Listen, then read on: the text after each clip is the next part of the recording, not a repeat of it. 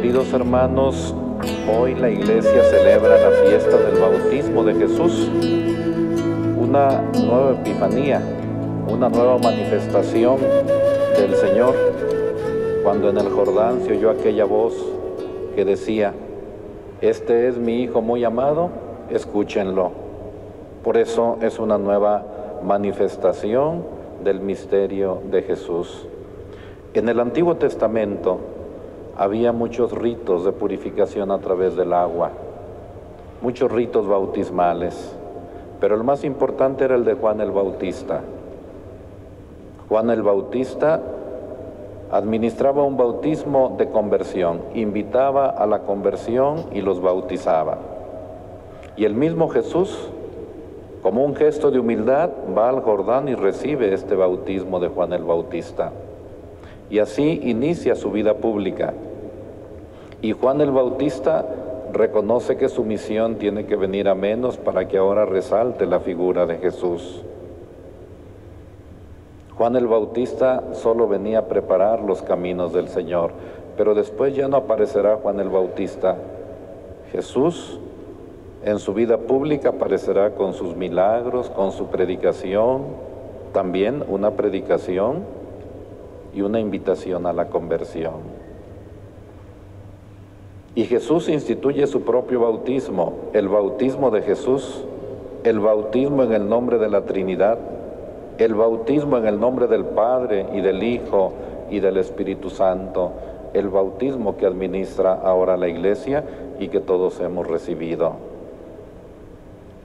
En esta fiesta tan hermosa del bautismo de Cristo, hemos escuchado en la primera lectura al profeta Isaías, que nos describe al siervo de Yahvé.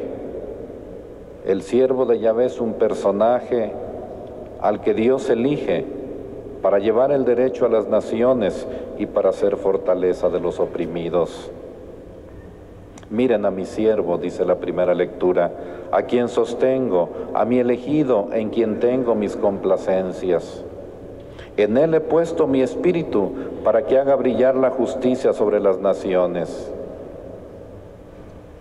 Yo, el Señor, fiel a mi designio de salvación, te llamé.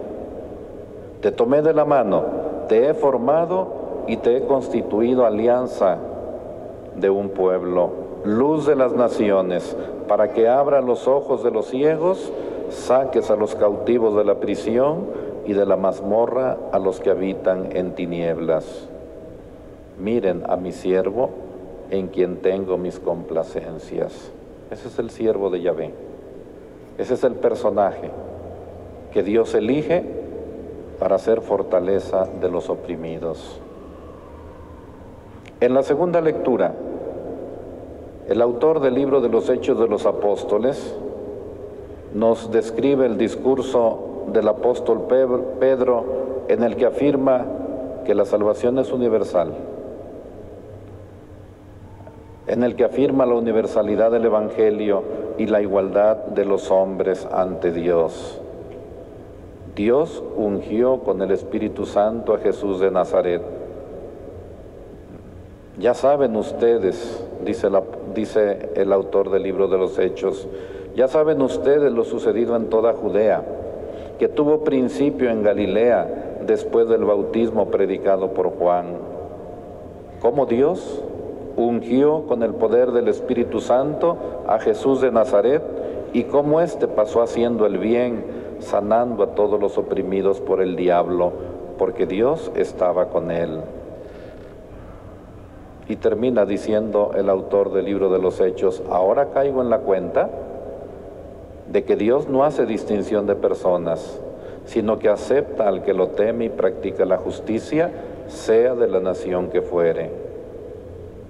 Por eso decía que el tema que desarrolla el autor del libro de los Hechos en la segunda lectura es la universalidad de la salvación, la universalidad del Evangelio. Es cierto que había un pueblo escogido, un pueblo de la alianza, de las promesas, pero la salvación es para todos. Y así lo afirma Pedro en esta segunda lectura. La igualdad de todos los hombres ante Dios. Y el Evangelio que escuchamos como tercera lectura, el Evangelio de Marcos, nos presenta el bautismo de Jesús, como nos decían en la monición, de una forma sencilla. Jesús va al Jordán y recibe el bautismo de Juan el Bautista. Y se oye una voz en el cielo que dice: este es mi Hijo muy amado, escúchenlo. Todo un acontecimiento mediante el cual el Hijo de Dios adquiere su consagración mesiánica e inicia su ministerio público, su vida pública, su predicación. Jesús comienza la misión que su Padre le ha confiado recibiendo este bautismo del agua de Juan el Bautista. ¿Qué significado tiene este hecho? ¿Por qué Jesús se hace bautizar por Juan? Este bautismo, podríamos decir hasta cierto punto que para Jesús era innecesario. Es un símbolo de que Jesús se identifica con la misma misión de Juan, por eso lo recibe. Y la misma misión de Juan, o la misión de los dos, es invitar a la conversión. Arrepiéntanse, conviértanse.